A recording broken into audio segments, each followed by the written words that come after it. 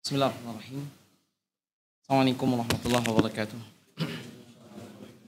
Alhamdulillah rabbil alamin wal aqibatu lil muttaqin wala udwana illa 'alal zalimin. Asyhadu an la ilaha illallah ilahul awwalin wal akhirin wa asyhadu anna Muhammadan abduhu wa rasuluhu wa safiyyuhu wa ikhtarahumullahu 'alan nasi ajma'in. Allahumma salli ala Muhammadin wa ala alihi Muhammad kama sallaita ala Ibrahim innaka Hamidum Majid.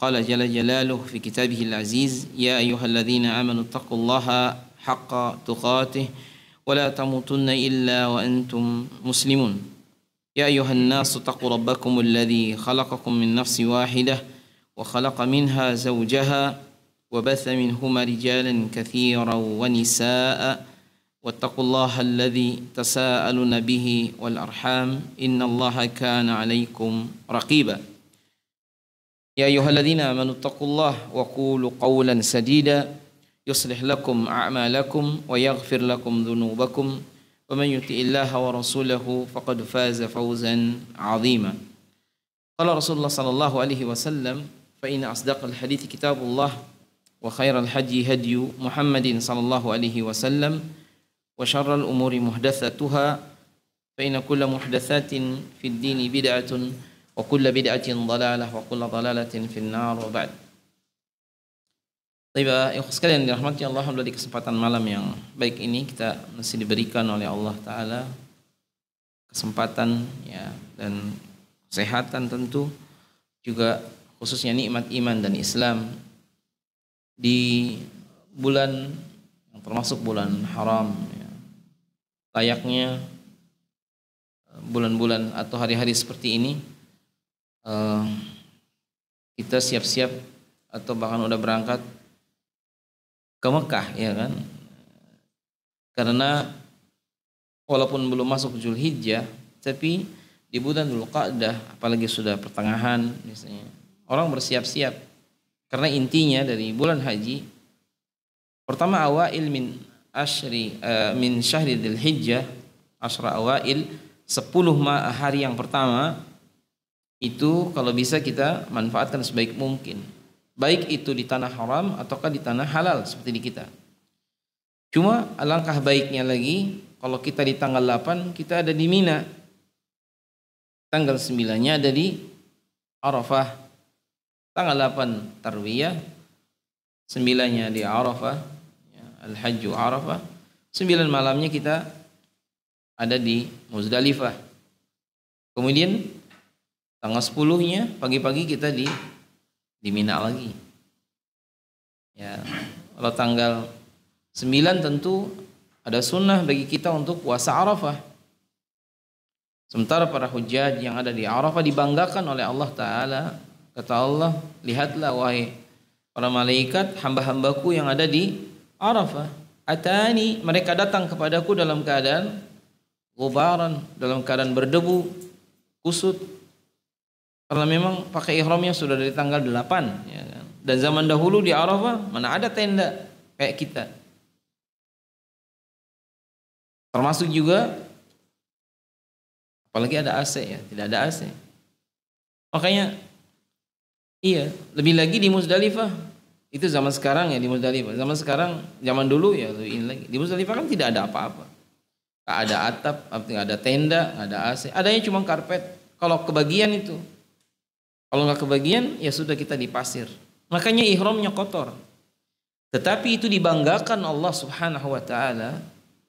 Dari itu, ikhwas sekalian, kalau memungkinkan sebelum kita meninggal, kalau bisa kita berhaji. Ya, syukur kalau bisa 5 kali, 6 kali, 10 kali. Hanya saja yang wajib adalah 1 kali kita berhaji. Jika Nabi ditanya kan, afikul lisanah, kata Nabi, tidak. Marrah fil hayat, 1 kali dalam hidup kita. Adapun umrah berulang-ulang. Walaupun demikian, para sahabat orang-orang yang mereka dalam keadaan tamak terhadap pahala. Makanya ada diantaranya misalnya Abdullah bin Amr bin As sampai puasanya hajinya 60 kali, umrahnya sampai ribuan kali. Khatam Qur'annya juga 12.000 kali.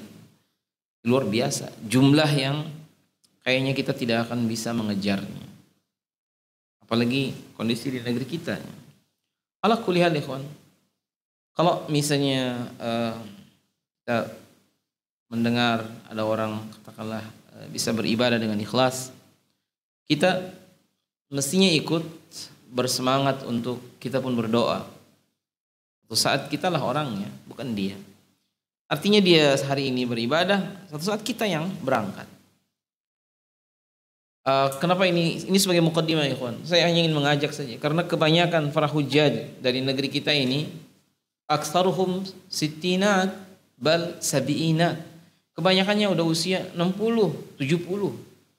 Sedikit yang 40, yang 30-an ya mungkin hanya petugas ininya saja. Lebih sedikit lagi. Apalagi lebih jarang anak-anak SMA mungkin yang ada kalau umrah mungkin. Kalau haji itu Masya Allah. Jadi kalau kita ada kesempatan berangkatlah karena pahalanya besar. Rasulullah menyebutkan al-hajjul mabrur laisa lahu jazaa'un illa al-jannah. Haji yang mabrur balasannya surga. Kalaulah kita capek, kita lelah, harus berjibaku, enggak ada masalah, yang penting dapat surga, kan begitu. Baik, salawat dan salam semoga dicurahkan pada Nabi kita Rasulullah Muhammad ibn Abdullah sallallahu alaihi wasallam, para sahabat dan juga tentu orang-orang yang mengikuti jalan sunnah sampai semua kita diwafatkan oleh Allah Subhanahu wa taala. Baik, maudhu kita malam hari ini mayata'allaq bi suratil bayyinah. Dan surat ini tentu semua kita sudah hafal ya. Qad ikhtalafa ya bainal mufassirin hal ya, suratul bayyinah makkiyah atau madaniyah. Jadi khilaf apakah makkiyah atau madaniyah. Qila madaniyah. Sebagian menyebutkan dia madaniyah karena memang turunnya dianggap adalah setelah hijrah semuanya. Karena memang di situ ahli kitab dan ahli kitab adanya di Madinah setelah hijrah Nabi ke Madinah. Faqila ya makkiyah, sebagian mengatakan makkiyah. Ala kulli hal wallahu taala alam. Ya, kalau makkiyah berarti sebelum hijrah. Kalau kita mengambil pendapat yang madaniyah, memang mereka memiliki beberapa hujjah karena memang Rasulullah waktu datang ke Madinah, ahli kitab itu orang-orang Yahudi banyak di Madinah. Sekarang ikhwan, kenapa Yahudi banyak di Madinah? Mereka itu tahu bahwa akan datang turun seorang nabi di daerah yang banyak pohon kurma. Makanya mereka datang ke Madinah menunggu kedatangan nabi yang diharapkan. Cuma mereka berharap mudah-mudahan nabi yang datang itu dari golongan mereka. Ternyata yang datang dari Quraisy. Istilahnya mereka kecewa. Ya'rifunahu kama ya'rifuna abna'ahum. Orang Yahudi itu tahu tentang nabi yang akan turun ini seperti bahkan lebih tahu daripada dia kepada anaknya. Maksudnya seorang bapak atau seorang ibu, dia lebih tahu tentang anaknya, bagaimana kecilnya, bagaimana paham. Cuma begitulah, karena hasad akhirnya mereka menolak apa yang dibawa oleh Nabi sallallahu alaihi wasallam. Wa nahnu na'rif anna fil Madinah hunaka, ya di sana itu ada juga beberapa yang selain Yahudi, mereka kelompok yang berperang, orang-orang Aus dan Khazraj itu ada di Madinah juga. Dan ini yang cikal bakal menjadi orang-orang Ansar. Saya kemarin nih setengah bulan yang lalu kurang lebih ketemu dengan seorang sopir. Sopir ini Masya Allah mobilnya mewah sekali, tapi jadi taksi. Kita ngobrol. Ternyata lama-kelamaan beliau menjelaskan nasabnya, masih disebutkan. Dan subhanallah, zaman sekarang masih bisa menyebutkan nasabnya sampai ke atas. Dan dia ternyata dari suku Khazraj. Berarti itu orang Ansar yang dari suku Khazraj. Jadi ada Aus, ada Khazraj. Mereka orang-orang Ansar. Dan dalam Sahih Muslim, hubbul Ansar minal iman, ya kan? Cinta kepada orang Ansar itu adalah keimanan. Termasuk mencintai keturunan orang-orang Ansar yang mukmin. Ya tentu ya kita memang tidak bisa pastikan orang ini, tapi zahirnya dia nampaknya tidak mungkin berdusta. Apalagi hanya untuk tadi membanggakan. Insya Allah dia jujur. Oleh karena itu termasuk di Madinah banyak keturunan Nabi SAW. Ada seorang kawan bercerita, di antara dosennya ternyata nasabnya itu ya nyambung ke ya, nasabnya Hasan ibnu Ali. Tapi tidak pernah membanggakan. Kalau di kita kan udah luar biasa itu kan, udah. Jadi di sana enggak.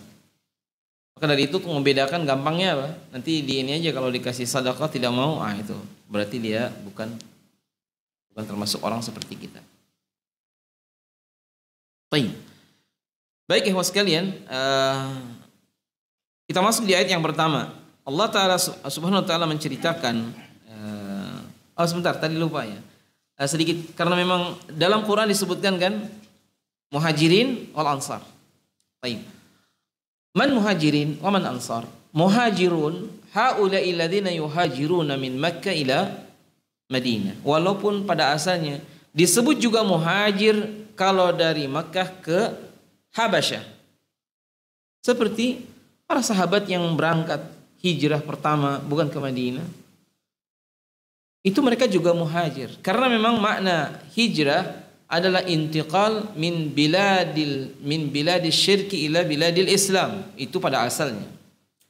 Atau intiqalu minasyarri ilal khair. Berpindah dari kejelekan kepada yang baik. Yang ini berlaku sampai kiamat.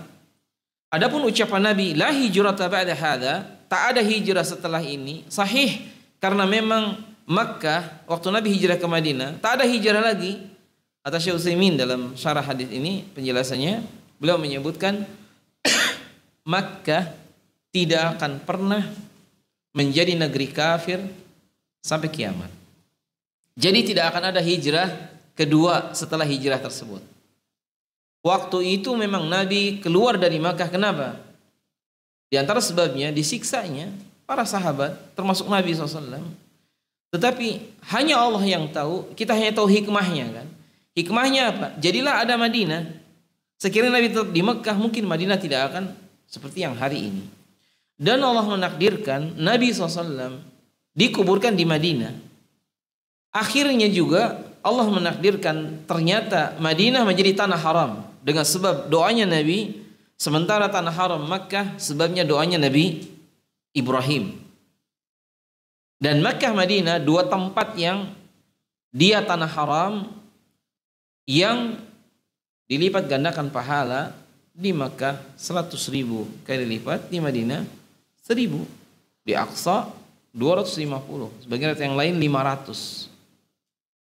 Ala kuliah yang sekalian, saya mengajak pada antum, kalau memungkinkan datanglah ke Makkah, datang juga ke Madinah, datang juga ke Aqsa. Kalau haji hanya di Mekah ya, nggak ada Madinahnya. Kenapa banyak jamaah haji ke Madinah? Iya, karena memang ya perjalanannya sekalian kan kita ziarah ke makam Nabi, ke Raudhah, ke Quba ya. Kita juga ini ke Madinah karena jaraknya tidak jauh, lebih jauh daripada kita ke Jeddah. Jadi intinya aktivitas haji hanya ada di Makkah. Walaupun demikian kalau kita ke Madinah berarti nanti kita mengambil mikotnya di Dzul Hulaifah. Baru kita ke Makkah untuk melaksanakan umrah. Kalau haji berarti ada 3 kali tawaf minimal. Tawaf qudum untuk umrah haji tamattu, kemudian baru tawaf untuk ya hajinya, baru kemudian tawaf wada. Ala kulli hal ya sekalian, cinta kepada orang Ansar hukumnya wajib dan itu ciri keimanan. Dan Nabi pernah waktu membagikan kepada mereka orang-orang yang baru masuk Islam 1.000 ekor onta dikasihkan kepada pimpinan kabilahnya. Orang-orang Ansar semuanya diam. Kemudian mereka menundukkan kepalanya, seolah mereka mengatakan, ya Rasulullah, kami yang menolong engkau, tapi kenapa itu ghanimah dikasihkan ke orang? Akhirnya Nabi menegur, bukan menegur untuk menyalahkan, tidak.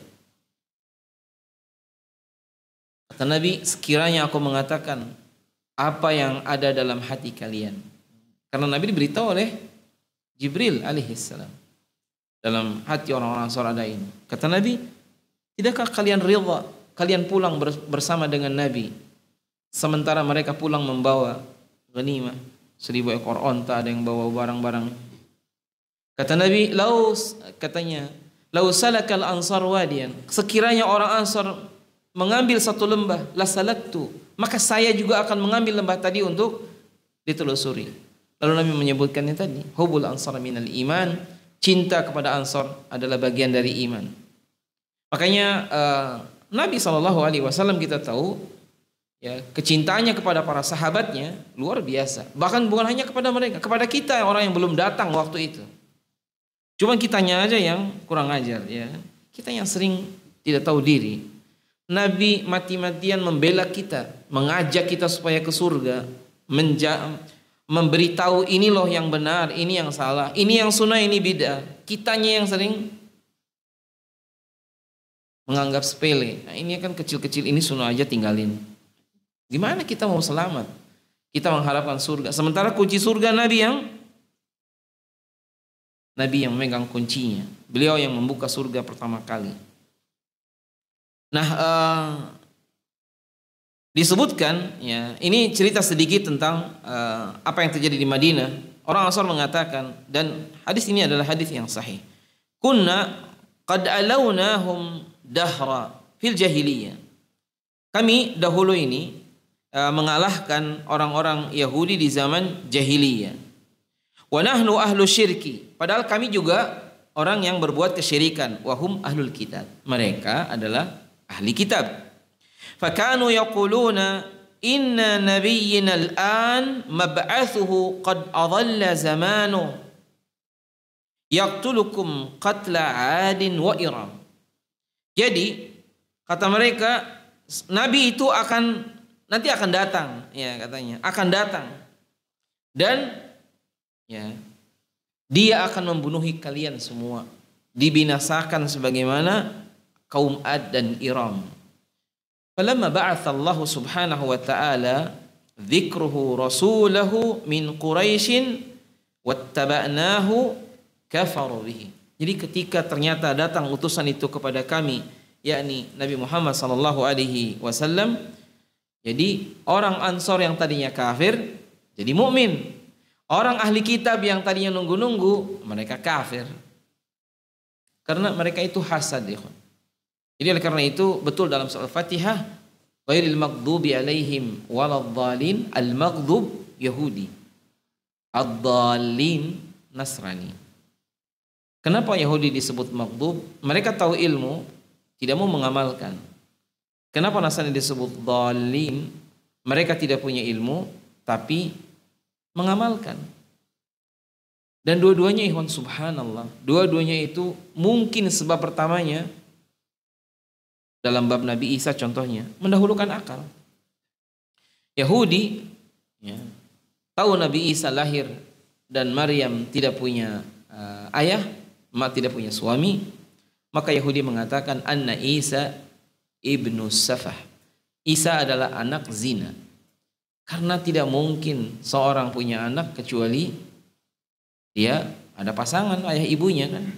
Nabi Isa lahir tanpa ada ayahnya. Maka Yahudi mengatakan Isa ya, ibnu Safah. Subhanallah amma yaqulun. Dan dia mengatakan anna Maryam zaniyah. Maryam adalah pezina. Ini ucapan Yahudi. Amma Nasara, adapun orang Nasrani juga mendahulukan akal. Maryam seorang wanita suci dan dia punya anak, tidak mungkin dia berbuat zina, tapi anaknya lahir. Jadilah akhirnya Isa adalah ats-tsalitsu tsalatsah, dia adalah Tuhan ketiga dari yang tiga, sementara Maryam adalah Tuhan ibunya dan ada Roh Kudus sebagai Tuhan ayahnya. Nasallallahu al-afiyah wa subhanallah amma yaqulun. Dan kita berlepas diri dari yang demikian. Adapun mereka keyakinan begitu, kita hormati silahkan. Tapi ucapan lakum dinukum waliyadin bukanlah ucapan silahkan untukmu agama engkau dan untuk kami agama kami dalam arti begitu. Tapi makna aslinya adalah lakum dinukum, untukmu agamamu, tapi ingat kalian akan celaka di akhirat kalau begini. Waliyadin, dan untuk kami agama kami. Apa yang kami yakini pasti benarnya karena Allah dengan sangat jelas menyebutkan innad dina indallahi Islam, dan tidak ada agama yang lain yang bisa berani mengatakan Seperti itu, benar tidak? Sekali lagi ikhwan, kalau kita bertemu dengan ya saudara-saudara kita, ya kita hormati dan ya kita mendoakan semoga Allah berikan hidayah untuk kita sekalian. Nah, kemudian warawal Bukhari an Anas bin Malik radhiyallahu taala anhu, kana Nabi sallallahu alaihi wasallam qala li Ubay bin Ka'ab. Jadi Nabi pernah mengatakan kepada Ubay bin Ka'ab, "Madza qala sallallahu alaihi wasallam? Innallaha amarani an aqra 'alaika." Sesungguhnya Allah memerintahkan saya, kata Nabi, untuk membacakan kepada engkau. Lam yakunil ladina kafaru min ahlil kitab. Qala sammani, qala na'am, fabaka. Jadi Allah memerintahkan untuk membacakan kepada engkau, lam yakunil ladina kafaru min ahlil kitab. Kemudian Ubay, ya faqala Ubay mengatakan, kata dia, sammani, qala sammani, dia Allah Ta'ala menyebut namaku, ya Rasulullah. Faqala sallallahu alaihi wasallam, na'am. Fabaka Ubay. Jadi akhirnya Ubay menangis. Jadi maksudnya di sini ikhwan sekalian, Ubay bin Ka'ab, ya, ketika beliau menyebutkan innallaha amarani an aqra 'alaika, sesungguhnya Allah telah memerintahkan aku untuk membacakan kepada engkau surat ini, maka Ubay ini mengatakan, dia Allah Subhanahu wa taala menyebut namaku ya Rasulullah, kata Nabi, na'am. Jadi sekali lagi bahwa ayat ini adalah penjelasan yang datang kepada kita dan seluruh umat Islam bahwa Yahudi itu ada dan pernah ada dan akan ada dan sekarang juga ada. Kapan berakhirnya Yahudi? Mungkin berakhirnya Yahudi kiamat, karena nanti menjelang kiamat pun peperangan mukmin dengan Yahudi ada. Jadi oleh karena itu ikhwas sekalian, semoga kita lihat ayat yang pertama, ya Allah Ta'ala berfirman, a'udzubillahi minasyaitonir rajim, lam yakunil ladzina kafaru min ahlil kitab wal musyrikina munfakkina hatta ta'tiyahumul bayyinah. Jadi orang-orang kafir dari kalangan ahli kitab ini berarti orang-orang ahli kitab itu kafir. Ini diantara pendapat yang menyebutkan kafirnya orang-orang ahli kitab walaupun mereka ahli kitab. Dan juga orang-orang musyrik.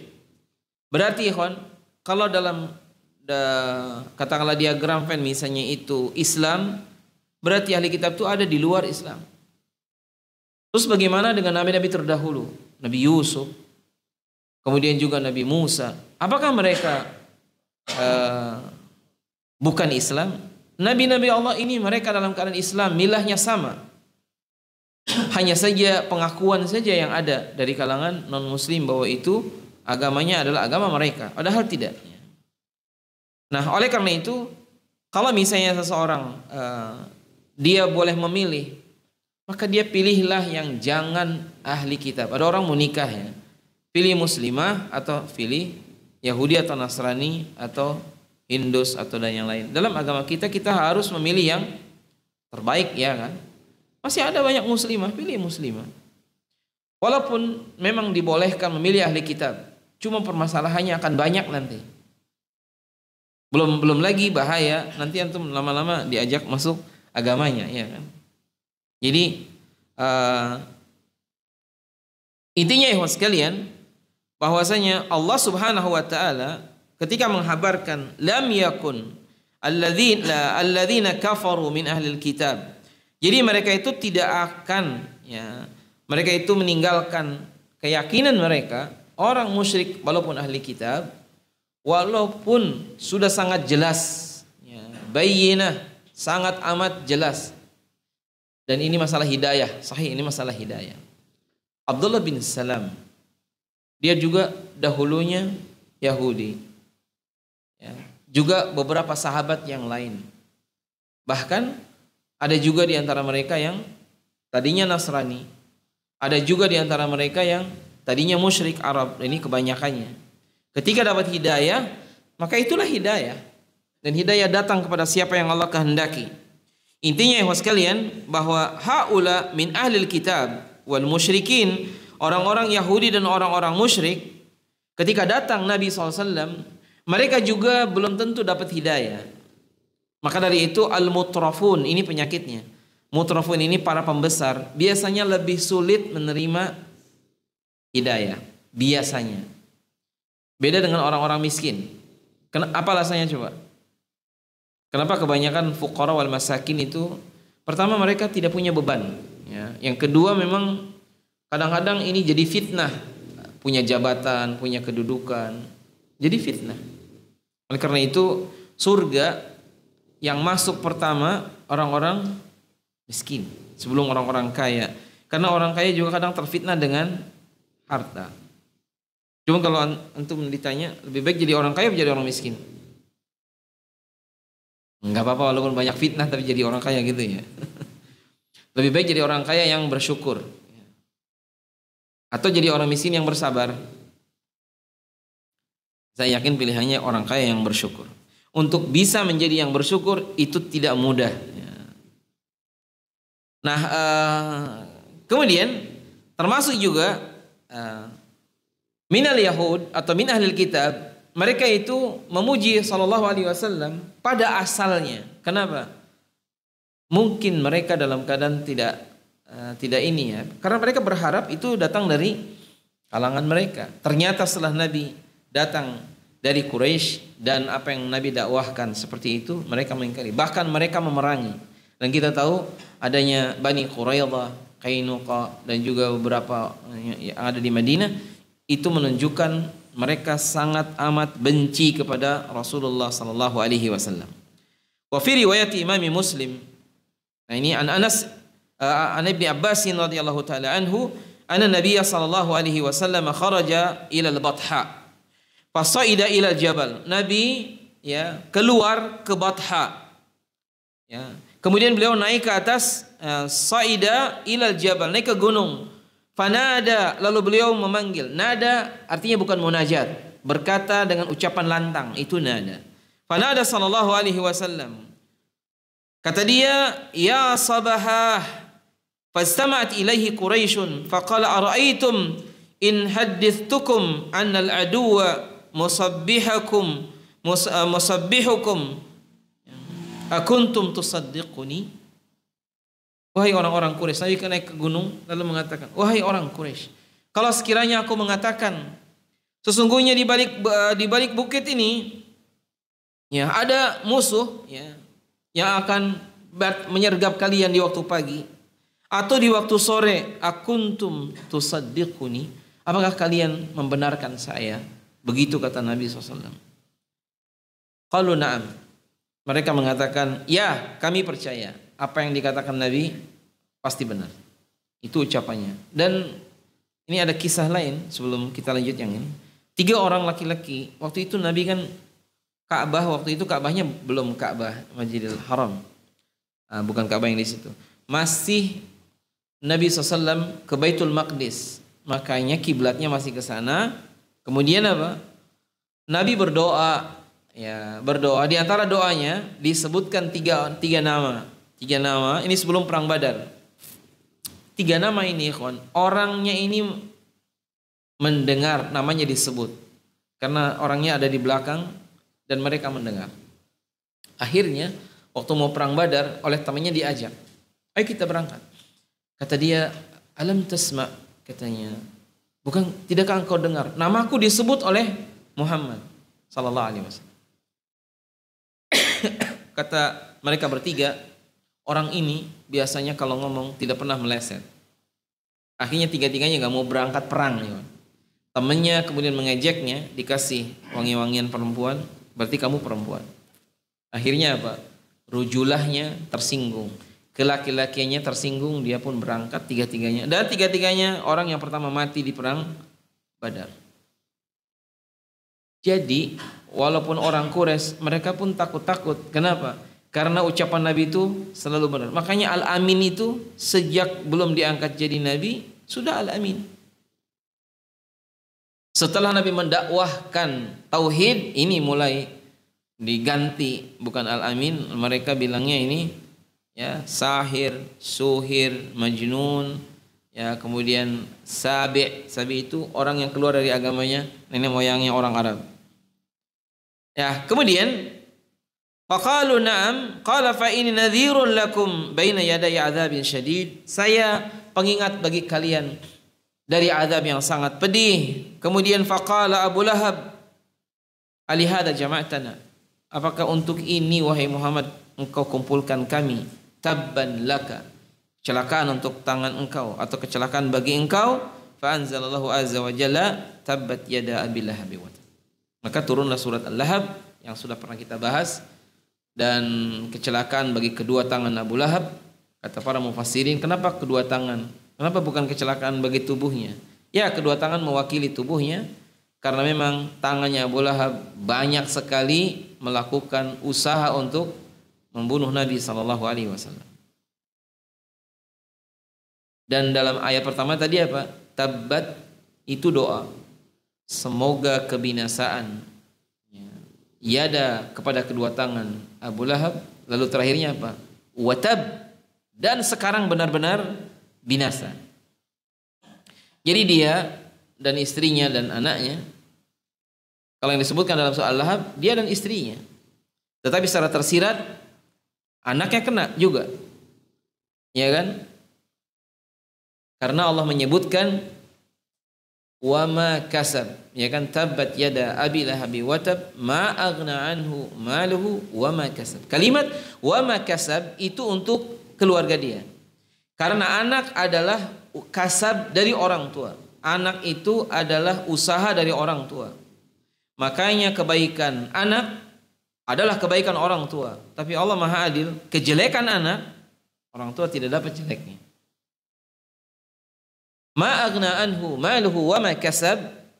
Makanya anaknya Abu Lahab ya juga dia berusaha membunuh Nabi SAW, akhirnya dia mati dimakan serigala. Intinya ikhwas sekalian, kembali ke sini, Abu Lahab adalah orang yang seperti itu. Dan ini gambaran orang-orang musyrik ketika Nabi datang membawa risalah kenabian, mereka menolak. Dan bahkan orang musyrik ini kita tahu ketika perang Khandaq bergabung dengan, ya artinya orang ahli kitabnya satu grup lah begitu bahasanya. Dan ini terjadi ya sehingga memang tauhid lawan kesyirikan. Nah, kemudian di antara hal yang sedikit tambahan, bahwa orang-orang ahli kitab ini, mereka itu tahu tapi mereka tidak mengamalkan. Ini orang Yahudi. Dan parah lagi bahwa mereka mengetahui ayat, kemudian mereka kadang menambah dan menguranginya, bahkan kemudian juga menabrakkan ayat satu dengan yang lain. Jadi ini parah, istilahnya sudah keblinger. Dan lebih parah lagi, kemudian mereka mengaku bahwa kami ini adalah demikian dan demikian, sebagaimana anggapan yang salah ya dari kalangan mereka. Sehingga masya Allah, kalau misalnya ada dialog dengan Yahudi, mereka tuh sudah istilahnya kalau pinter, mereka pinter-pinter. Tapi tadi ya, bukan untuk mencari yang hak, tapi ya untuk mencari yang menang-menangan. Ya. Ala kulli hal, salah satu di antara kejelekannya adalah mereka mengharamkan apa yang Allah halalkan, dan juga bahkan menghalalkan apa yang Allah haramkan. Nah, jadi kalau ada rukhsah bolehnya menikah dengan ahli kitab. Sekarang apakah yang hari ini termasuk ahli kitab? Nah, sekiranya masih ataukah tidak, ada khilaf memang di antara ulama. Ketika dikatakan laqad kafara alladziina qalu, telah kufur orang yang mengatakan anna Isa ibnullah, Isa adalah anaknya Allah, telah kafir. Masalahnya adalah hari ini apakah termasuk ahli kitab ataukah tidak? Ini satu masalah, para ulama membahasnya. Yang kedua tentang bolehnya sembelihan ahli kitab juga boleh. Cuma permasalahannya harus yakin kita mendengar waktu menyembelih dia membaca baca basmalah. Kalau kita mendengar jadi halal. Cuma permasalahan yang lain, apakah ahli kitab yang hari ini dia adalah ahli kitab?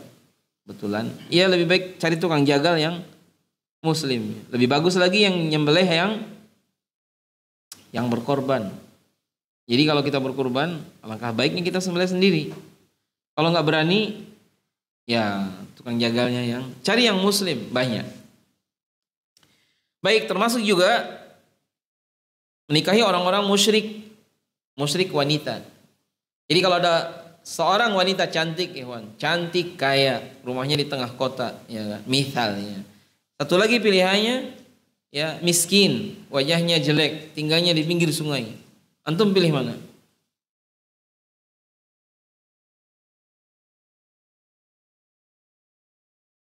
Yang miskin kan? Ya apa enggak? Iya, harusnya kan begitu. Karena dia mengajak kita ke surga, sementara yang satunya lagi tadi. Kalau ada anggapan, saya bisa dakwahi nanti dia supaya masuk Islam. Ya silakan kalau bisa. Apakah hidayah seperti membalikan tangan, itu masalah. Ya, kalau ada pilihannya jangan begitulah. Ya boleh pilihannya yang lebih bagus lagi. Yang muslimahnya ya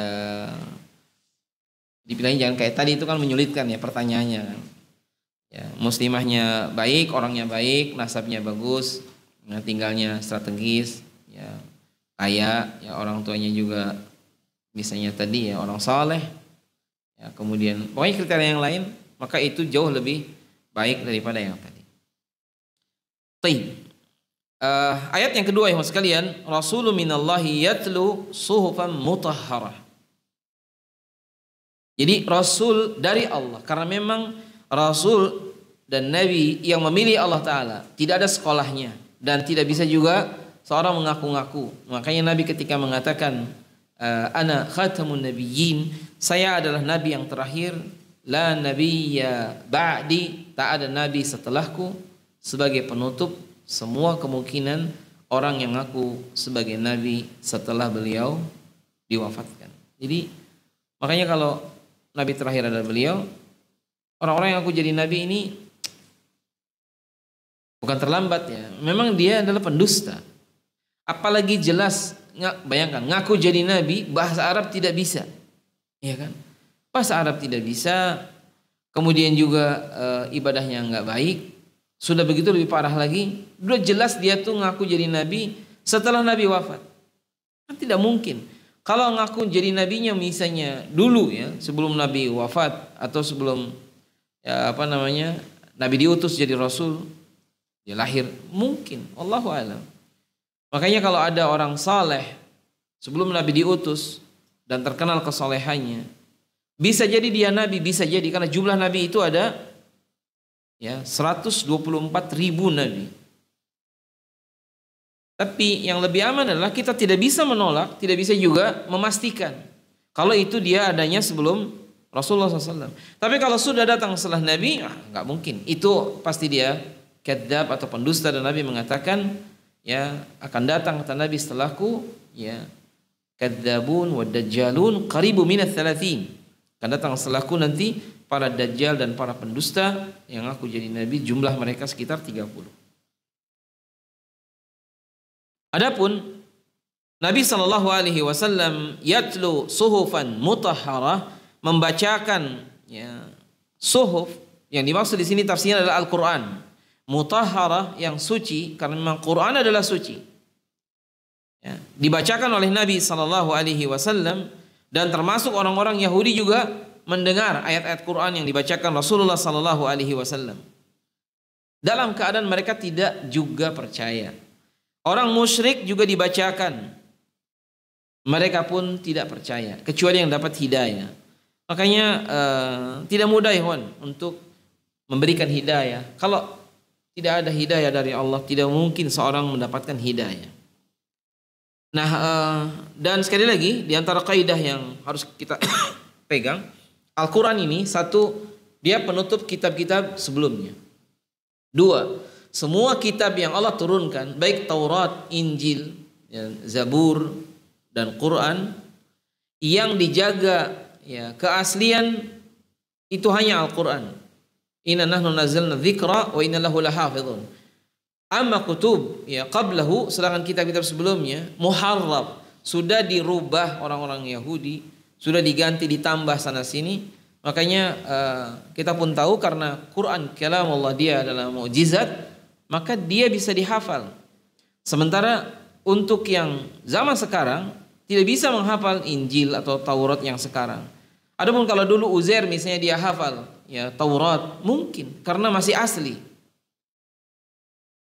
Adapun hari ini sudah dalam keadaan muharram, kecuali Al-Quran dia dalam keadaan terjaga keasliannya. Baik, fiha kutubun qayyimah. Jadi fiha maksudnya Al-Quran, dalam Al-Quran ini kutubun qayyimah.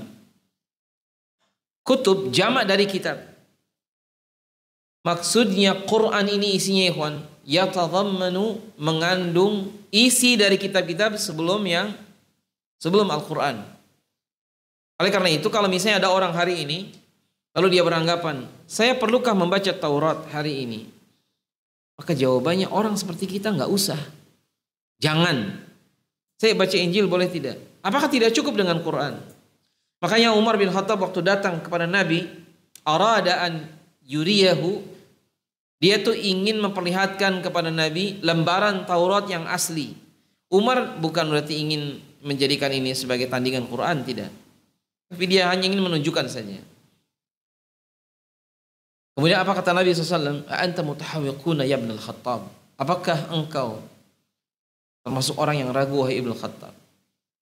Maksudnya, tidakkah cukup dengan Quran? Kenapa harus membaca yang lain-lain? Dari sini sebagai dalil, kalau ada berjejer di depan kita, ini mushaf Quran atau ini Quran, ini Injil, ini Taurat, nah nggak usah dibaca yang ini, kita baca yang Al-Quran. Orang seperti kita tidak aman dari syubhat. Ya kalau kitanya orang yang alim hanya untuk membandingkan mungkin, tapi sebaiknya jangan. Di ayat keempat Allah berfirman, "Wa ma tafarraqal ladzina utul kitab illa min ba'di ma ja'athumul bayyinat." Ini yang sudah tadi kita sampaikan. Jadi orang-orang ahli kitab ini setelah datang kepada mereka bayyinah qila anal bayyinat huwan nabi. Dia adalah Nabi sallallahu alaihi wasallam. Ketika Nabi datang, maka orang-orang ahli kitab yang mukmin mereka mengikuti apa yang Nabi bawa, maka itulah yang dapat hidayah.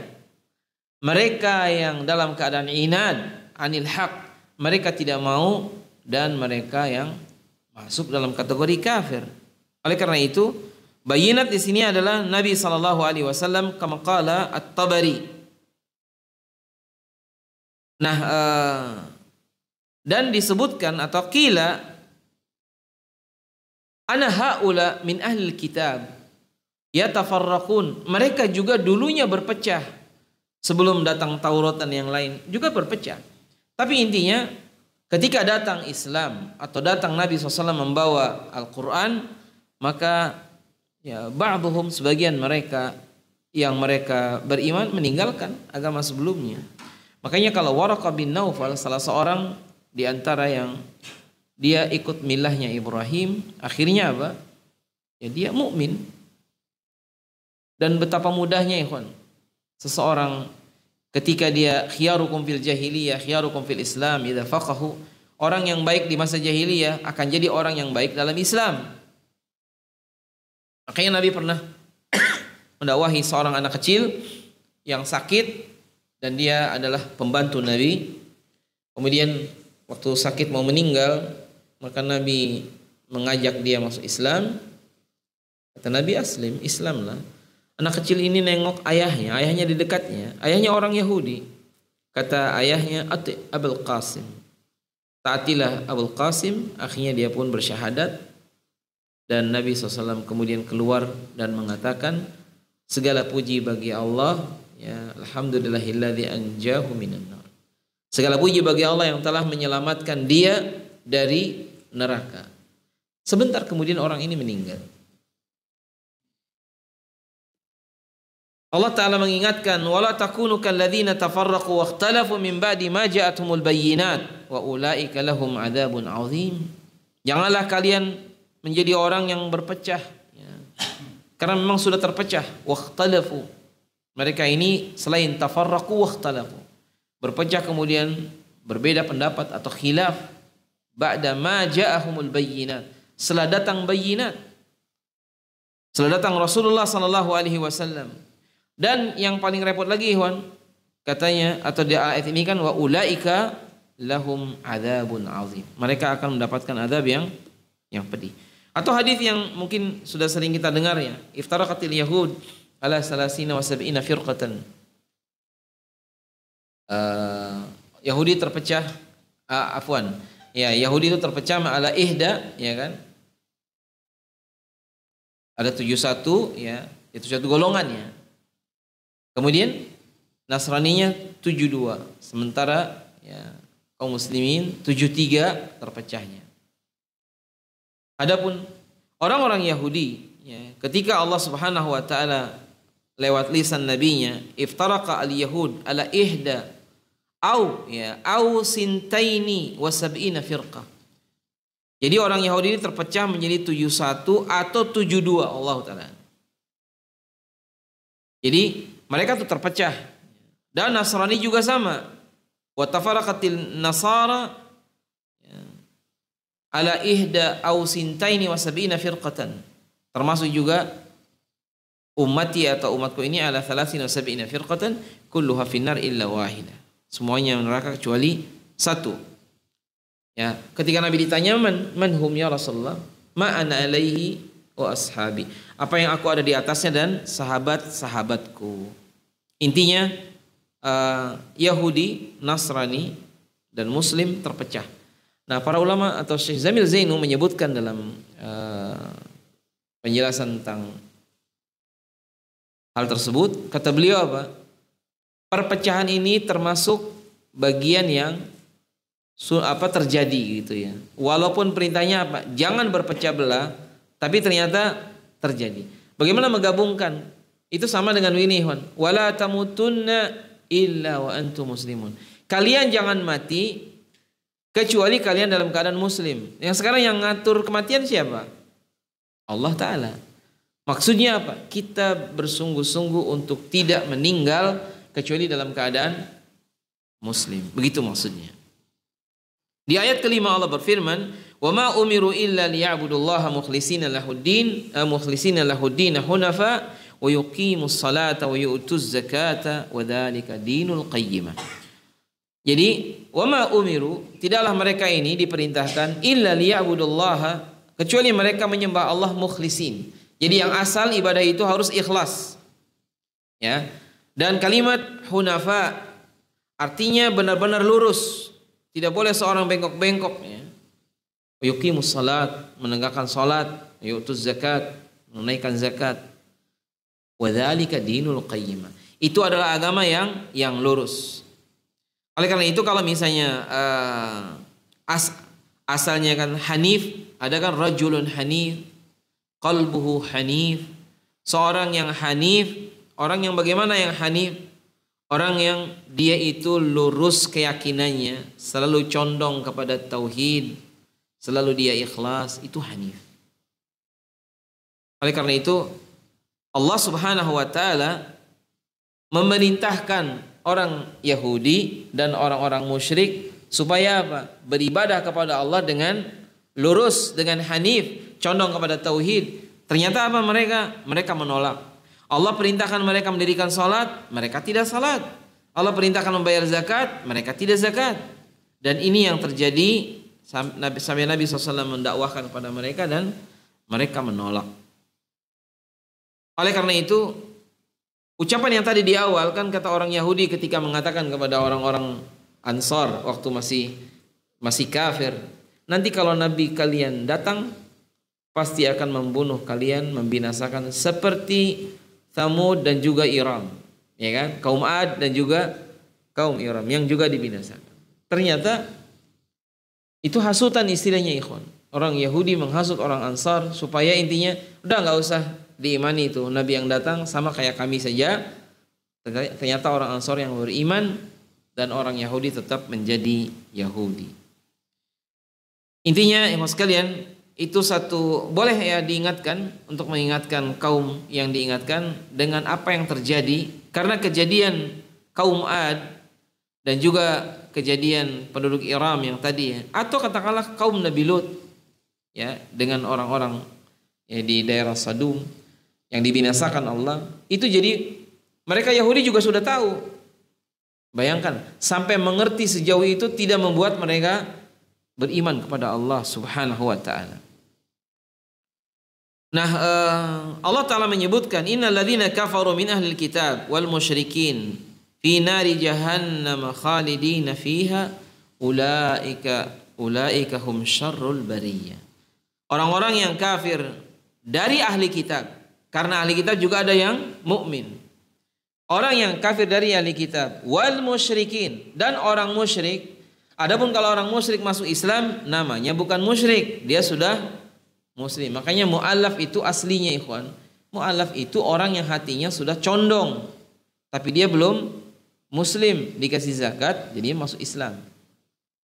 Jadi bukan sudah masuk Islam masih mu'allaf terus. Udah saya mu'allaf, udah masuk Islam udah 10-15 tahun yang lalu, berarti antum bukan mu'allaf, antum sudah jadi muslim. Itu sesungguhnya begitu. Cuman mungkin di negeri kita mu'allaf itu untuk menjelaskan kepada orang bahwa kami ini dulunya non muslim jadi masuk Islam, jadilah mu'allaf. Ya kalau gitunya benar, tapi kalau istilahnya sebenarnya salah. Sama gini aja lah, kayak suami manggil istrinya ibu, benar nggak? Salah. Kenapa salah? Karena dia bukan ibunya, ya enggak. Dia tuh istrinya. Suaminya manggil adek sama istrinya. Kan bukan adeknya. Ya, istri juga manggil suaminya apa? Mas atau abi. Kan bukan abinya. Dengan manggilnya apa? Sama istri. Bapak ngambilnya apa? Bunda. Bunda kan bukan ibunya.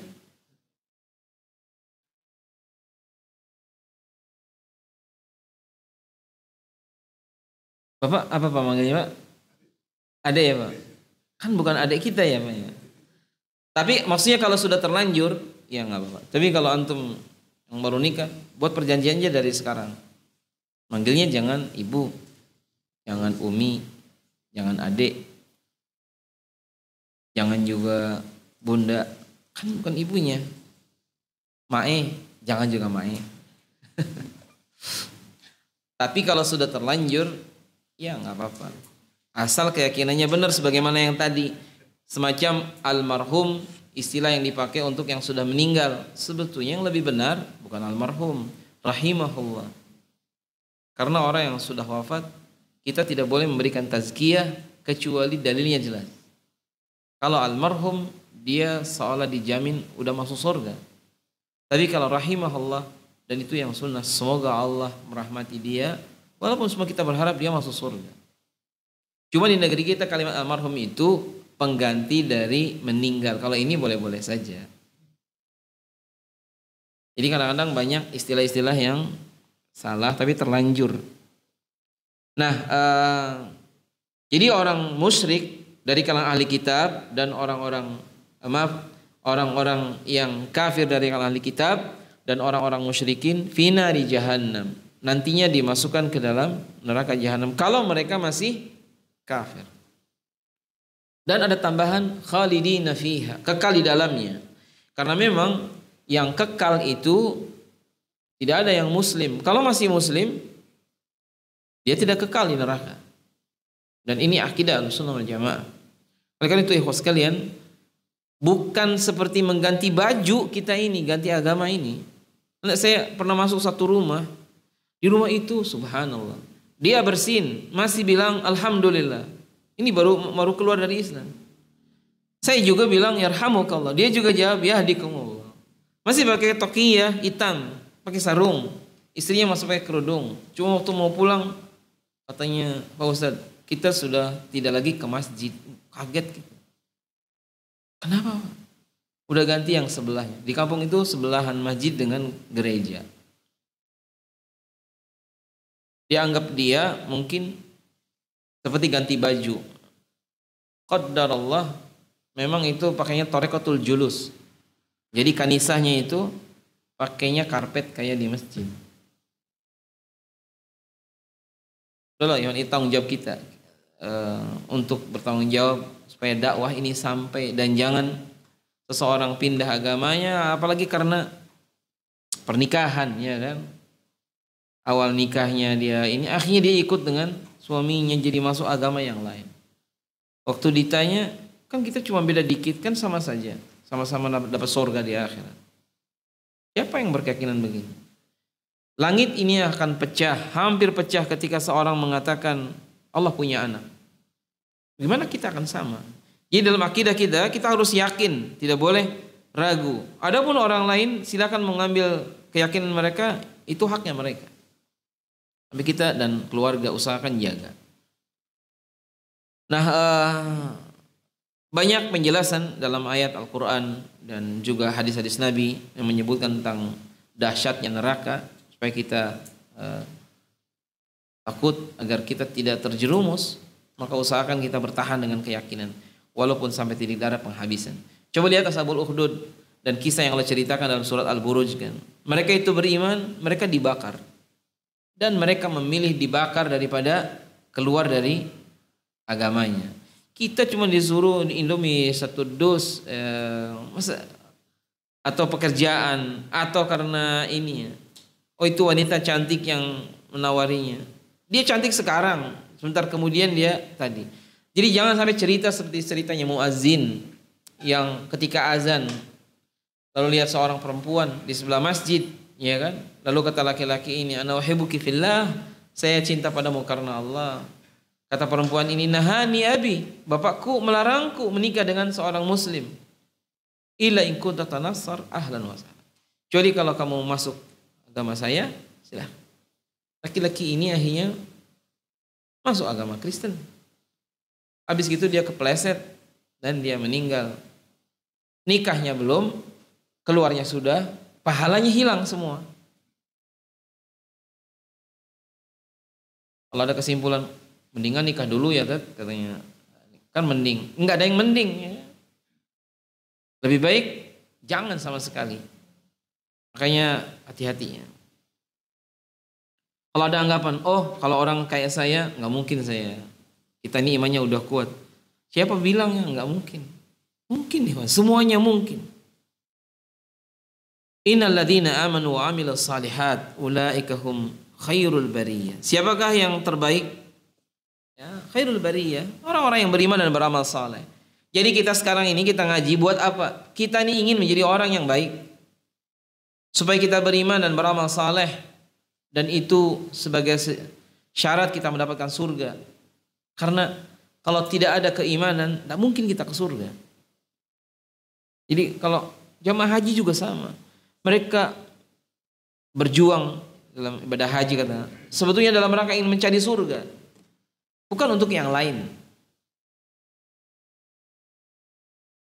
Baik, Allah Ta'ala SWT berfirman, Jazauhum inda rabbihim jannatu adnin tajri min tahtiha al-anhar khalidina fiha abada radhiyallahu anhum wa radu an dzalika liman khasyiya rabbah. Jadi balasan, sesungguhnya balasan dengan surga itu dibandingkan dengan amal baik kita nih enggak cukup, amal baik kita tidak sebanding begitu. Hanya karena rahmat Allah, Allah berikan kepada kita surga dan seisinya dengan segala kenikmatan yang ada. Disebutkan sebagai tajri min tahtihal anhar, mengalir di bawahnya sungai-sungai, ada 4 jenis sungai. Dan kenikmatan di surga luar biasa. Jadi seorang kalau dia di dunia lalu kemudian dia beribadah dan ditanya, kenapa engkau beribadah? Saya ingin surga. Itu ikhlas. Karena kita diperintahkan Allah meminta surga. Begitu juga kalau kita ingin jauh dari neraka, berarti itu ikhlas. Makanya kalau ada seseorang, ikhwan, saya ibadah bukan untuk surga. Ikuti siapa cara begini? Rasulullah yang menyuruh kita. Allah perintahkan bahkan meminta agar kita meminta surga. Berarti itu ikhlas. Dan pada akhirnya, ikhwan, sebagai kesimpulan, saya dan antum dan semua kita yang hidup nantinya akan pulang, meninggal. Sekarang aja kita kumpul, saya di sini, antum di situ. Coba kita lihat 20 tahun lagi. Lalu kita janjian kumpul di sini, jangan 20 tahun lagi, tahun depan ya. Saya pernah ngisi pengajian nih, waktu itu ada 14 orang, semuanya tunanetra. Itu tahun berapa ya? Tahun 99 kayaknya atau 97, 96 ya. Jadi kita ada halaqah semuanya tunanetra. Hari ini ke-14 orang itu yang saya baru dengar masih ada dan bisa ditelepon cuma 2 orang. Selebihnya sudah meninggal. Itu belum lama, baru 20 tahunan. Jangan jauh-jauh ya, yang biasa bermajelis dengan kita waktu musim Covid kemarin, saya sempat mencatat ada 27 orang. Itu yang biasa kita ketemu, nomornya udah 27, nomor 28-nya masih kosong. Maksudnya mungkin nomor itu diisi oleh bisa saya, bisa antum, bisa. Itu musim Covid kemarin. Jadi rasanya setiap kita ini harus kita meyakini bahwa kita akan meninggalkan dunia, iya kan? Dan nanti kalau sudah meninggal dan kita di akhirat tuh hanya ada 2 tempat akhirnya, surga atau neraka. Oleh karena itu saya hanya mengajak dan berpesan ya, kita berusaha untuk istiqamah. Kalau ada yang gak enak sabar ya kan? Saya sejak ngaji, karena ada kemarin sejak saya ikut ngaji rezeki saya susah Pak katanya. Ya Allah ya Rahman. Karena di pengajiannya saya jadi tahu yang halal. Sekarang saya jadi susah, nggak bisa mengerjakan yang biasa dikerjakan. Justru harusnya bersyukur, ya kan? Cuma kadang-kadang tadi setan menggoda kita. Tapi ada orang mengatakan sejak saya ikut ngaji saya rezekinya susah. Itu kan ya Allah ya Rahman. Insya Allah bahkan dengan kita ikut pengajian, rezeki akan dimudahkan. Ya kan? Ghasyatumur rahmah, rahmat diberikan Allah. Dalam rahmat ada sa'adah, kebahagiaan. Di antara jumlah kebahagiaan juga rezeki, kata Ibnu Hajar menukilkan hadis yang lain, Allah Ta'ala akan berikan rezeki idza sa'a fil ard. Kalau berusaha di muka bumi, hatta orang kafir dikasih. Cuma bedanya apa? Kalau orang kafir dikasih tapi istidrajan, diulur. Nanti apa? Di akhirat siksaannya lebih berat kalau tidak taubat. Kalau kita diberi pahala, bahkan Allah berikan rezeki sesuai dengan ketaatan. Oleh karena itu kalau kita hari ini kadang rezekinya agak bagaimana gitu ya, coba-coba periksa ketaatannya. Ya, siapa tahu kitanya belum dalam keadaan belum taat.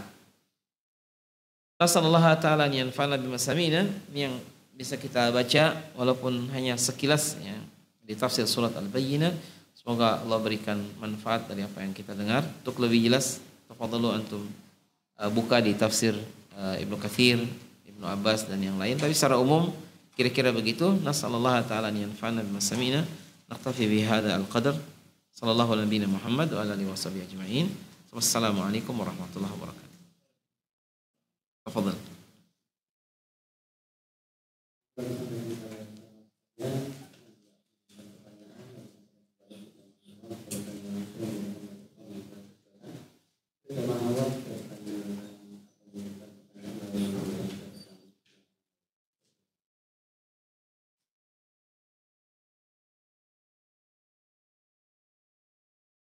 Silakan, Pak.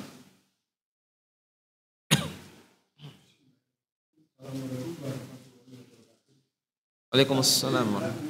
Ya. Orang Yahudi ya. Dulu ada, sekarang ada, bahkan besok sampai dengan menjelang kiamat itu masih ada.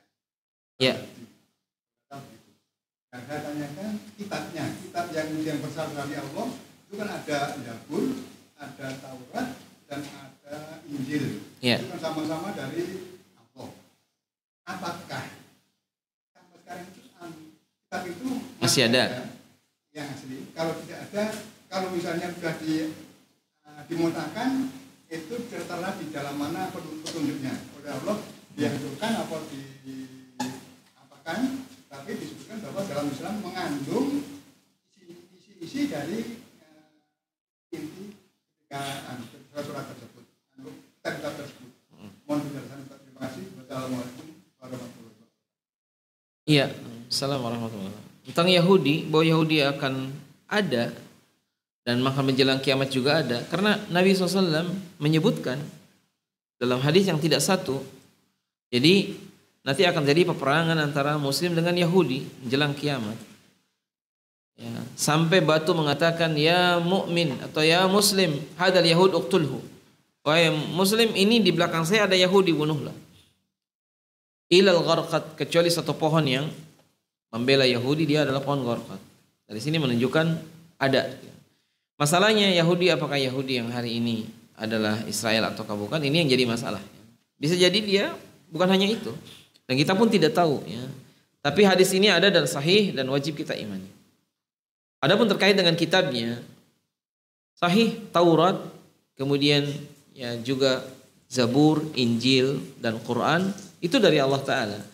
Hanya yang muharraf 3 kitab ini, Taurat, Injil dan Zabur, itu sudah muharraf, tuh sudah dirubah-rubah dengan istibdal, diganti, dengan ditambah, dikurangi.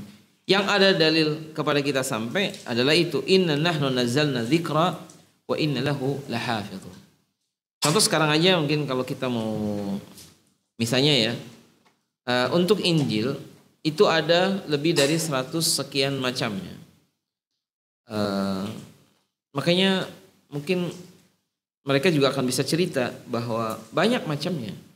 Begitu juga dengan kitab-kitab yang lain. Hanya saja kita sampai sekarang tidak tahu di mana itu kitab-kitab yang mereka, Taurat atau Zabur. Mungkin ada. Tapi yang jelas, satu, kita tidak diperintahkan untuk mempelajari kecuali Quran. Kedua, teguran Nabi kepada Umar, anta mutakhawiquna ya ibnul Khattab. Apakah engkau istilahnya ragu dengan Quran sehingga harus perlu menambah dengan tadi? Kemudian Quran sudah cukup mencakup isi semua kitab yang sebelumnya. Dan itu Allah tegaskan dalam banyak ayat. Dan kita mencukupkan dengan Quran ini karena kebenaran sudah di situ ada. Makanya kalau misalnya nggak ada keperluan, tadi kita sebutkan nggak usah. Keperluan tuh maksudnya kalau kitanya alim, misalnya untuk seperti sekelas para ulama yang hendak membantah keyakinan batil tentang mereka, ada kitab-kitabnya. Dan juga mungkin tadi kitab paduannya yang sekarang masih ada. Tapi intinya secara umum hari ini memang kadang-kadang jadi fitnah ya. Kalau dalam Islam ada musabaqah tilawatil Quran, kadang-kadang katanya saya dengar juga ada musabaqah tilawatil Injil. Jadi akhirnya syubhat. Yang ada dari kita cukup mencukupkan dengan Quran dan membacanya, memahami isinya, mengamalkannya. Itu yang jalan paling selamat. Itu pun kita belum membaca semuanya, ya kan? Dengan tafsirnya. Kalau hanya sebatas membaca Qurannya, insya Allah setiap kita udah hatam berapa kali, diulang lagi. Tapi membaca dengan memahami tafsirnya itu yang tidak mudah. Kemudian kita menghafal tafsirnya juga. Tafsir yang sahih ya, bukan tafsir yang asal-asalan. Itu ya Pak. Ada yang lain? Silakan. Waalaikumsalam warahmatullahi wabarakatuh. Silakan.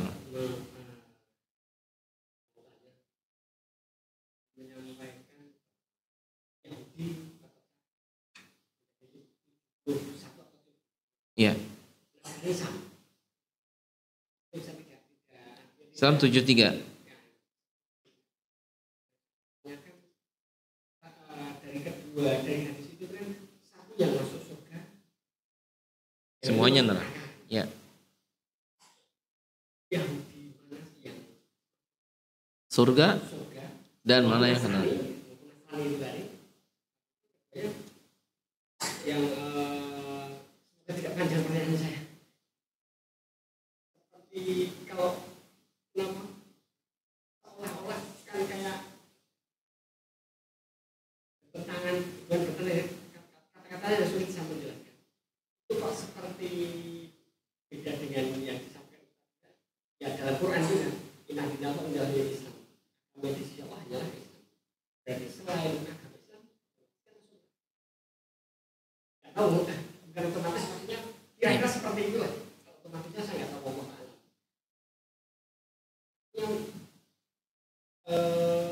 Saya sudah menangkap ininya Pak. Jadi begini, tidak bertentangan antara ayat yang tadi Inna dina indallahil Islam, sahih.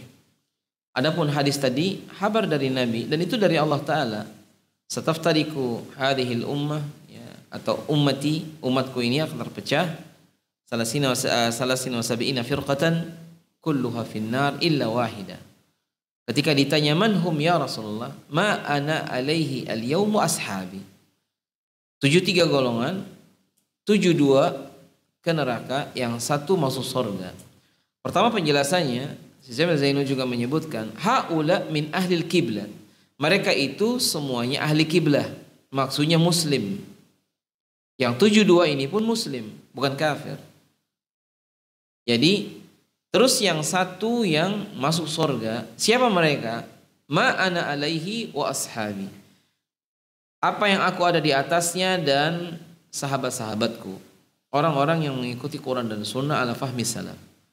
Atau disebut juga Taifah Mansurah, kelompok selamat.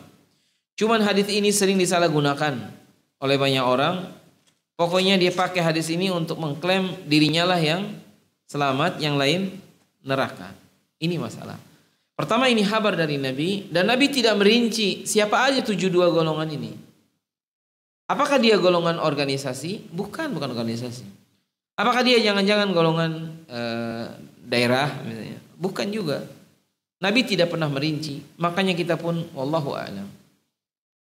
Dan hadis ini sebagai dalil supaya kita ngikuti Nabi, intinya begitu. Karena yang selamat adalah yang mengikuti Nabi dan para sahabat. Bukan berarti kita mengklaim untuk orang lain, tuh kan Anda pasti celaka, jalannya celaka. Belum tentu. Jadi kalau misalnya seseorang menyebutkan ayat inna dina indallahil Islam, itu sahih. Tidak ada keraguan, yang diterima Allah, yang diselamatkan, yang akan masuk surga hanyalah Islam. Sekarang bagaimana dengan Yahudi, dengan Nasrani? Kalaulah mereka berada di zaman asalnya ketika Taurat turun, orang-orang yang mengikuti Nabi Musa ada hawarinya, orang-orang yang mengikuti Nabi Isa ada hawarinya, orang-orang terdekat yang beriman, orang-orang yang mengikuti Nabi Yusuf alaihi salam ada hawarinya, dan mereka orang-orang yang mukmin. Setiap orang-orang yang mengikuti nabinya dan mereka di atas jalan yang hak, maka mereka milahnya sama, mentauhidkan Allah. Cuman gambaran di kepala kita saja sekarang, berarti kalau Nabi Isa dulu juga menyembahnya bukan kepada Allah. Ini keyakinan yang sekarang saja. Dulunya Nabi Isa menyembah Allah. Bahkan Nabi Isa dalam Quran diceritakan kan, apakah engkau mengaku sebagai ilah? Nabi Isa tidak. Jadi in tu'adzibhum fa innahum ibaduk. Kalau engkau menyiksa mereka, mereka juga hamba engkau. Dan artinya bukan salah Nabi Isa. Nabi Isa berlepas diri dengan Maryam. Makanya disebut taghut ma ubida min dunillah wa huwa yardah. Kayak Firaun. Siapa yang disembah selain Allah dan dia ridha, kayak Firaun. Kalau Nabi Isa enggak ridha, bahkan dia berlepas diri. Salahnya aja merekanya yang maksa-maksa istilahnya. Kayak ada orang di zaman Ali bin Abi Thalib, dan ini sekelompok orang ada menyembah Ali. Bayangkan, jangankan di zaman Ali, di zaman kita sekarang juga banyak kan yang menyembah, bukan hanya orang yang disembah, kadang jin, kadang. Jadi intinya gitu ya Pak. Jadi kita berusaha untuk menjadi orang yang selamat. Caranya gimana? Mengikuti Nabi dan sahabatnya.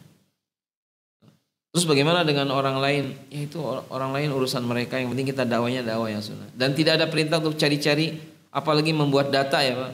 72 itu tahu nggak? Nih 1 ini 2 ini. Nah ini jadi bid'ah ya kan? Ya, nggak usah. Dan tidak ada rincian. Bahkan tidak boleh kita merinci. Ada pun para ulama untuk menjelaskan, mereka juga ada yang membahas apakah ini termasuk yang dituliskan para ulama adalah ya kelompok-kelompok sesat di zaman dahulu. Kalau jumlahnya belum 72 ya itu keyakinan, maksudnya keyakinan seperti Mu'tazilah, Khawarij. Jadi bukan organisasi, bukan juga grup WA apalagi ya dan yang lainnya. Saya kira begitu ya. Cukup? Oh ya boleh.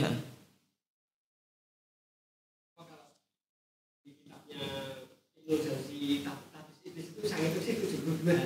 Ya.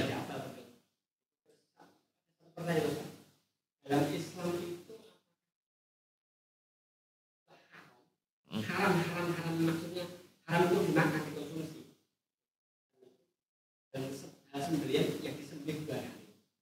Karena saya pernah menyembelih Ayam bukan sapi belum mati. karena sudah mati sudah.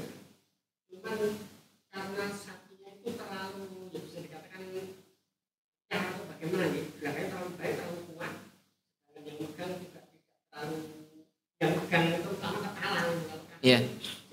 kuat, terutama yang kepala itu kan geraknya banyak kan Belum putus uratnya. urat sudah putus, cuman peso itu karena saking gerakannya banyaknya sapi itu kan sampai orang terangkat karena ya saking kuatnya sapi, yang sapinya mau besar. Ya. Itu yang ngomong, wah itu haram itu, cuma siapa hilangin Ustaz saya, ya kalau ada yang bilang haram itu segera saja kamu bilang dia suruh berat dan sapinya aja belum suruh biasa minum punya seperti itu. Mohon penjelasan yang lebih jelas. Iya, nanti kalau pas kita menyembelih, pas udhiyah, pertama di antara adabnya kan, falyurih dzabihata. Usahakan berikan kesempatan untuk dia bersenang-senang atau istirahat sebelum disembelih. Jadi kalau dia lapar, kasih kasih rumput supaya dia makan.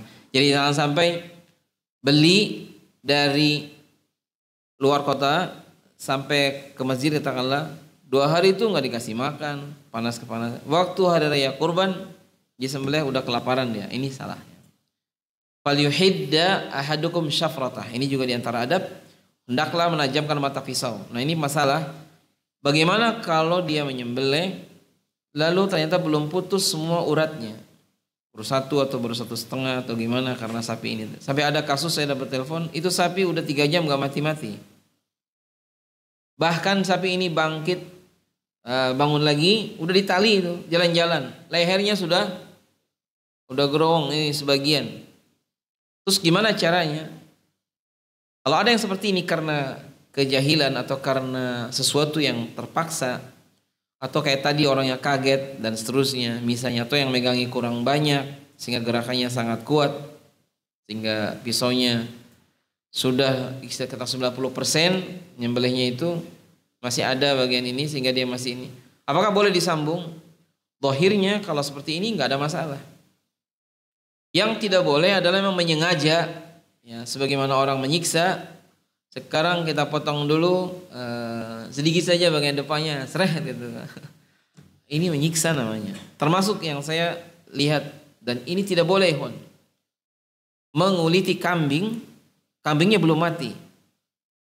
Karena jumlah kambing banyak, akhirnya tukang jagalnya begitu disembelih masih kejat-kejat, langsung dinaikkan, kemudian langsung dikuliti, ini kambing belum mati. Ini haram. Sama dengan seperti ayam, baru dia disembelih, langsung dicemplung di air, dicabuti kulitnya, air panas ya Pak, ayamnya belum mati. Kalau kambing atau sapi disembelih dia kejat-kejat kayak kesakitan, itu jauh lebih sakit kata penelitiannya daripada dibuat separuh pingsan lalu disembelih. Seperti sebagian ayam atau ini dipingsankan dulu atau separuh pingsan disembelih, itu lebih sakit. Kalau kambing dan sapi dia meronta-ronta, itu sedang memompa darah ke leher, begitu kata penelitian. Sehingga darahnya ini terpompa ke leher dan itu disebut darah masfuh, damul masfuh, itu yang itu. Dan ini yang najis. Adapun darah yang tersisa di badan, kalau kita buka atau kita ini dagingnya masih ada darah, itu darah yang suci, tidak apa-apa. Walaupun kegoreng lalu kita makan, halal. Nah, sehingga biasanya, ya tadi bukan biasanya, dagingnya daging segar. Karena apa? Darah sapi ini ya semuanya dipompa ke arah leher ketika disembelih. Maka dari itu, kalau mau dibandingkan, sapi disembelih dalam keadaan dia setengah sadar dengan disembelih dalam keadaan normal, itu lebih sakit yang dalam keadaan setengah sadar. Kalau antum nggak percaya, gimana? Nanya sapinya? Itu kata penelitiannya, dan itu sahih insya Allah. Dan kalaulah kambing dan sapi disembelih, dia untuk korbannya, matinya husnul khatimah istilahnya. Dan kan sekarang banyak kambing dijadikan tumbal. Ini yang nggak beres ya. Saya dulu ada kasus waktu di mana, Jawa Timur kan, sapi dicemplungkan ke lumpur. Itu ada sembara siapa yang bisa menghentikan lumpur kan. Itu kan jadi tumbal, itu kan nggak beres ya. Jadi ya, iya Pak, ada juga yang iya sama, anjing dan sapi itu dan semua binatang. Dia kalau kita lihat videonya, terakhirnya kakinya yang meronta-ronta, itu sepertinya sapinya itu mengatakan kepada kita itu, ittaqillah, atau kepada yang nyemplungkan dia. Ya kan? Mungkin dia akan bilang begitu ya. Saya akan tuntut di hadapan Allah kelak di akhirat. Karena dijadikan tumbal. Termasuk ayam yang dimasukkan darahnya ke sumur setiap malam Jumat. Ini nggak boleh ini. Ya kalau mau nyembelih malam Jumat, boleh tidak? Boleh, nggak apa-apa. Karena mau buat masak atau buat sahur, ya, atau buat apalah, menghormati tamu, besok Sabtu ada hajatan, nggak apa-apa. Nyembelihnya malam-malam, nggak ada masalah. Penting keyakinannya. Ya. Dan waktu nyembelih membaca, ya, Bismillahirrahmanirrahim. Itu ya, saya kira cukup apa yang bisa disampaikan malam hari ini. Semoga bermanfaat. Nasallallahu ta'ala taufiq wa sadad. Naktafi bihada al-qadar. Sallallahu ala nabiyina Muhammad. Wassalamualaikum warahmatullahi wabarakatuh.